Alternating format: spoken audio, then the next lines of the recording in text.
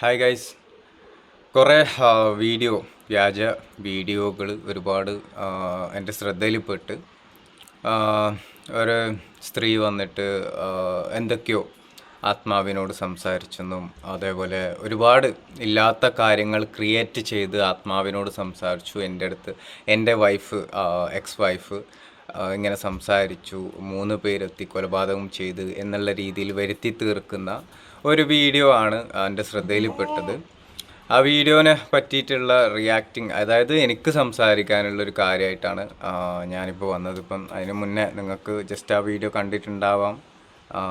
ഞാൻ ആ video just ഒന്ന് പ്ലേ ചെയ്ത് കാണിക്കാം.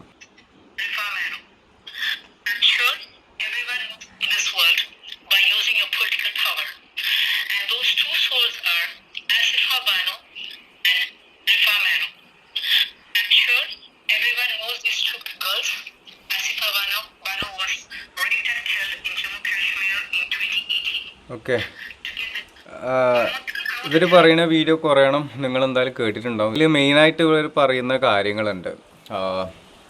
ഈ ഒരു വീഡിയോ നിങ്ങളതൊന്ന് ജസ്റ്റ് ഒന്ന് കേൾക്കുക. പറയണത്, മരിക്കുന്നതിന്റെ 4 ദിവസം മുമ്പ് ഉണ്ടായ ആ ലേഡി ബനീഷ, അവരും ബെൻസറും എല്ലാവരും ഉണ്ടായ ഈ 2 ഗേൾസും ഇവരുടെ ഇൻവോൾവ് ആയിട്ടുള്ള ആൾക്കാർ 2 പേരും മരിച്ചു. 2 പേർക്കും സൂയിസൈഡ് എന്നാണ് പേര് വരുന്നത്. ഒരാൾ 2022 മരിച്ചു, ഒരാൾ സൗദിയില് 2024 മരിച്ചു. സോ സൗദിയിൽ എങ്ങനെ ബനീഷ പോയി? ബനീഷയ്ക്ക് റിഫയെ കുറിച്ച് എല്ലാം അറിയായിരുന്നു. അത് ബെൻസറിന് നന്നായിട്ട് അറിയാം. That is a reason Rifa മരിച്ചു കഴിഞ്ഞപ്പോ തന്നെ ബനീഷയെ ദുബായിന്ന് സൗദിയിലോട്ട് മാറ്റി. ഇപ്പം അടുത്ത് കേൾക്കുന്നത് ബനീഷ ഇസ് സൂയിസൈഡ് ഫ്രം സൗദി. അപ്പൊ ഈ ഗേൾസ് ഒക്കെ സൂയിസൈഡ് എന്ന് പറയുന്നത് സൂയിസൈഡ് തന്നെയാണോ? ബനീഷിനെയും കൊന്നതാവണം എന്ന്. കാരണം റിഫനെ കൊന്നതാണെന്നുള്ളത് പ്രൂഫ് റിഫ തന്നെ വന്ന് കാണിച്ചെന്നു. ബനീഷിന്റെ സോൾ എന്റെ അടുത്ത് വന്നിട്ടില്ല. സോ എനിക്ക് ബനീഷിനെ കുറിച്ച് എനിക്ക് അറിയില്ല. ഹലോ, അസ്സലാമു അലൈക്കും. ഞാൻ ബനീഷ പാത്തൂസാണ്. അപ്പോൾ ഇപ്പോൾ യൂട്യൂബ് തുറന്നു കഴിഞ്ഞാൽ, പിന്നെ അതുപോലെ ഇൻസ്റ്റാഗ്രാം തുറന്നു കഴിഞ്ഞാലും ഞാൻ മരിച്ചു എന്ന് പറഞ്ഞിട്ടുള്ളൊരു ന്യൂസാണ് ഞാൻ കണ്ടുകൊണ്ടിരിക്കുന്നത്. പിന്നെ എൻ്റെ ഒരുപാട് ഫ്രണ്ട്സുകളൊക്കെ വാട്സപ്പിലൊക്കെ മെസ്സേജ് ഇട്ടിട്ടുണ്ടായിരുന്നു, പാത്തു ഈ മരിച്ചു ചോദിച്ചിട്ട്. അപ്പോൾ ഇപ്പോൾ ഈ ടൈം വരെ ഞാൻ മരിച്ചിട്ടില്ല. എനിക്ക് മരിക്കാൻ ഒരു താല്പര്യമില്ല. പഠിച്ചോൻ തന്ന ഒരു ആയുസ്, അത് എത്ര കാലം വരെ ഉണ്ടോ അത്ര കാലം വരെ സന്തോഷമായിട്ട് ജീവിക്കണം എന്നുള്ളൊരു ആയുസ് മാത്രമേ ഉള്ളൂ. അപ്പോൾ എല്ലാവരും കൂടി എന്നെ കൊല്ലരുത് പ്ലീസ്. ജീവിച്ചു പോക്കോട്ടെ, എങ്ങനെയും ജീവിച്ചു പോക്കോട്ടെ. യൂട്യൂബിലത്തെ ചേച്ചി, ഞാൻ മരിച്ചിട്ടില്ല കേട്ടോ, ഞാൻ ഇവിടെ തന്നെ ഉണ്ട്. അപ്പൊ ആത്മാവല്ല, ഒറിജിനാലിറ്റി തന്നെയാണ്. Okay.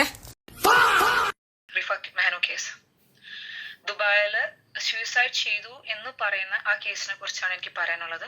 It was not a suicide. അത് വെൽ പ്ലാൻ മർഡർ ആയിരുന്നു. ആ കുട്ടിയുടെ ഹസ്ബൻഡിന്റെ കൂടെ ഉണ്ടായ 2 പേരും കൂടി കൊന്നതാണ്. അത് എങ്ങനെ എനിക്കറിയാം എന്ന് വെച്ചാൽ, എനിക്കത് വളരെ വളരെ ക്ലിയർ ആയിട്ട് എനിക്കറിയാം. ഇത് വിശ്വസിച്ചേ പറ്റുള്ളൂ. മരിച്ചുപോയ ആ പെൺകുട്ടി തിരിച്ച് ഭൂമിയിലോട്ട് വന്നിട്ട് സോളായിട്ട് വന്നിട്ട് എനിക്കത് വളരെ ക്ലിയർ ആയിട്ട് കാണിച്ചു തന്നൊരു കാര്യമാണ്. വളരെ ക്ലിയർ ആയിട്ട് അന്ന് രാത്രി അവിടെ എന്താണ് സംഭവിച്ചതെന്നും ആ കുട്ടീനെ ഇവരെന്താ ചെയ്തതെന്നും എല്ലാം വളരെ ക്ലിയർ ആയിട്ട് ഞാനൊരു പിക്ചർ കാണുന്നത് പോലെ ഞാൻ കണ്ടതാണ്. ഈ പറയുന്ന കാര്യങ്ങൾ 3 പേര് റൂമിൽ വന്നിങ്ങനെ കൊലപാതകം ചെയ്യുന്നുള്ള രീതിയിൽ ചിത്രീകരിച്ചുകൊണ്ടിരിക്കുകയാണ്. ആക്ച്വലി ആഷിഖ് എന്ന് പറയുന്ന ഒരു വ്യക്തിയുടെ പേരും കൂടെ ഇതിൽ വലിച്ചു കയറ്റാണ്. ഒരുപാട് ഇല്ലാത്ത കാര്യങ്ങളാണ് ഇതൊക്കെ അവർ ക്രിയേറ്റ് ചെയ്ത് പറഞ്ഞുണ്ടാക്കുന്നത്. നിയമപ്രകാരമായിട്ട് എന്തായാലും ഞാൻ കേസ് ഫയൽ ചെയ്തിട്ടുണ്ട്. ഞാൻ എന്തായാലും നിയമപ്രകാരമായിട്ട് തന്നെ അത് മുന്നോട്ട് പോകും. കാരണം ആഷിഖ് എന്ന് പറയുന്ന വ്യക്തി ഞാനും എൻ്റെ എക്സ് വൈഫ് ഉണ്ടാകുന്ന സമയത്ത് ഇതുവരെ എൻ്റെ ഫ്ലാറ്റിലേക്ക് വന്നിട്ടില്ല. പിന്നെ ഈ പറയുന്ന ജംഷാദ് എന്ന് പറയുന്നതും നമ്മൾ ഒരേ ബെഡ്റൂമിലല്ല നമ്മൾ സ്റ്റേ ചെയ്തതൊന്നും.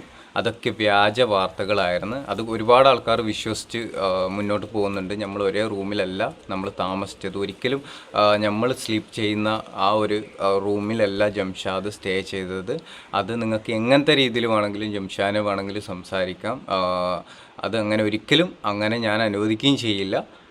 അതൊക്കെ വ്യാജ വാർത്തകളായിരുന്നു. പിന്നെ അതേപോലെ തന്നെ ഇവർ ഒരുപാട് കഥകൾ ക്രിയേറ്റ് ചെയ്യുന്നത്, ഞാൻ പിന്നെ ഒന്നും സംസാരിക്കാത്തത് കൊണ്ട് മാത്രമാണ് ഇതിനെ പറ്റിയിട്ട് ഒരുപാട് ആൾക്കാർ ഇങ്ങനെ വ്യാജ വാർത്തകൾ ഇങ്ങനെ ക്രിയേറ്റ് ചെയ്തുകൊണ്ടിരിക്കണം.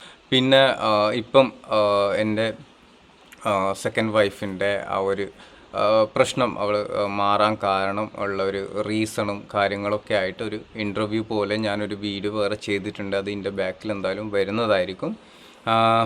ഇങ്ങനെ ഫേക്ക് ന്യൂസുകൾ ഇടുന്ന ആൾക്കാരോട് പറയാനുള്ളത്, നിങ്ങളിങ്ങനെ കാര്യം അറിയാതെ ഓരോ വീഡിയോ ചെയ്യുമ്പം ഞാനും ഒരു മനുഷ്യനാണ്, എനിക്കും ഹൃദയമുണ്ട്, ഞാൻ ഒരു തെറ്റും ചെയ്തിട്ടില്ല എന്നുള്ള നല്ല പൂർണ്ണ വിശ്വാസം എനിക്കുണ്ട്. ആ വിശ്വാസം ഞാൻ ഒരിക്കലും കൈവിടുന്നില്ല. എൻ്റെ ഭാഗത്തൊരു മിസ്റ്റേക്കും ഉണ്ടായിട്ടില്ല. ഏതൊരു ഭർത്താവും ചോദിക്കണ കാര്യങ്ങൾ, അതിപ്പം നോർമലി ഒരു വൈഫ് ആണെങ്കിലും അല്ലെങ്കിൽ ഹസ്ബൻഡ് ആണെന്നുണ്ടെങ്കിലും, ഇപ്പം നിങ്ങളുടെ ഹസ്ബൻഡ് ഏതെങ്കിലും ഒരു പെണ്ണായി സെക്ഷലി റിലേഷൻഷിപ്പ് ഉണ്ടാകുമ്പോൾ നോർമലി ഏതൊരു മനുഷ്യനും പെട്ടെന്നൊരു ചോദ്യം ചോദിക്കും. നമ്മൾ അവരോട് ചില സമയം റൂഡായി സംസാരിക്കും. ചോദിക്കുന്നത് തെറ്റല്ലേ നീ ചെയ്യണത് എന്നുള്ള രീതിയിൽ സംസാരിക്കും. ശരി തന്നെ, ആരായാലും സംസാരിക്കും. പക്ഷെ ലീഗലി നിയമം നേരെ അതിന് സപ്പോർട്ടാണ്. സോ നമുക്കതിൻ്റെ പേരിൽ കേസോ കാര്യങ്ങളോ ഒന്നും കൊടുക്കാൻ പറ്റില്ല. ശരിയാണ്. പക്ഷെ എന്ന് വിചാരിച്ചിട്ട് ഞാൻ ഒരു ഉപദ്രവമോ കാര്യങ്ങളോ അങ്ങനെ ഞാൻ കാരണമാണ് മരിക്കുന്നതെങ്കിൽ, ഇപ്പം ഈ പറയണ മൂന്നാർ വെച്ചിട്ട് നമ്മൾ ഈ പ്രശ്നം പിടിക്കുന്ന സമയത്ത് അവൾ ചെയ്യാത്ത കാര്യങ്ങൾ, അന്നത്തെ വോയിസ് ഇട്ടിട്ട് ഇവൾ മരിക്കുന്ന അന്ന് ഉള്ള വോയിസ് രീതിയിൽ ഇവർ ഒരുപാട് ചിത്രീകരിച്ച് വീഡിയോ പബ്ലിഷ് ചെയ്തിട്ടുണ്ട്. ഡേറ്റ് കാര്യങ്ങൾ, വോയിസ് ക്ലിപ്പിൻ്റെ ഡേറ്റ് കാര്യങ്ങൾ നിങ്ങളെ കൺഫ്യൂസ്ഡ് ആക്കിയിട്ടുണ്ട് ഒരുപാട് ആൾക്കാർ.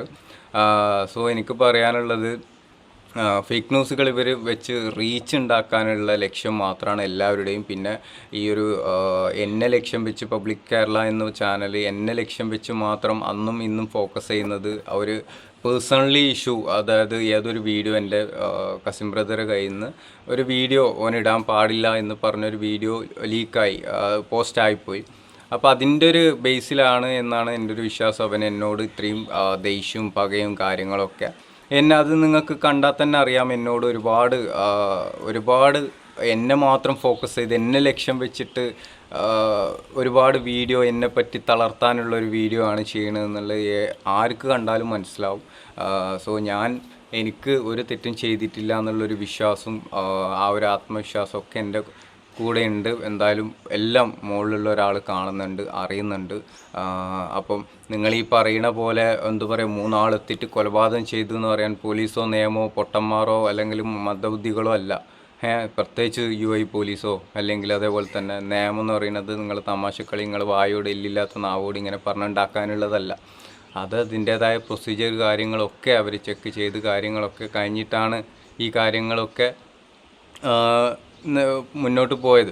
പക്ഷേ നിങ്ങളിത് വായോട് പറഞ്ഞുണ്ടാക്കിയ ഒരു മനുഷ്യൻ്റെ ജീവിതമാണ് ഇല്ലാണ്ടാക്കുന്നത്. തെറ്റ് ചെയ്ത ആളെ, അതായത് തെറ്റ് ആരാണോ ചെയ്യണത് അവരെ സംരക്ഷിച്ച് അവരെ എന്താ പറയുക, ഇപ്പോൾ ഏതൊരു ഭർത്താവിനാണെന്നുണ്ടെങ്കിലും നമുക്ക് നമ്മുടെ പാർട്ട്ണർ ചതിക്കുമ്പം അതൊരു ഫീലായിരിക്കും, വേദനയാണ്. ആ വേദന നമ്മൾ ചോദ്യം ചെയ്യുന്നത് തെറ്റാണ്, അത് നിയമപ്രകാരം തെറ്റാണെന്ന് പറയുന്നതിലും ഒരു മനുഷ്യത്വം വെച്ചിട്ട് നിങ്ങൾ കണക്കൂട്ടുകയാണെങ്കിൽ ഒരിക്കലും അത് അക്സെപ്റ്റ് ചെയ്യാൻ പറ്റാത്തൊരു കാര്യമാണ്. കാരണം ഏതൊരു മനുഷ്യനും സ്വന്തമായിട്ട് അനുഭവം വരുമ്പോഴേ ആ ഒരു കാര്യം മനസ്സിലാവുള്ളൂ. ഇങ്ങനെ അലഞ്ഞു തിരിഞ്ഞ് നടക്കുന്ന ഇതേപോലെയുള്ള ആൾക്കാർക്കൊന്നും ഈ ഒരു സ്നേഹബന്ധത്തിൻ്റെ വില പറഞ്ഞാൽ മനസ്സിലാവില്ല.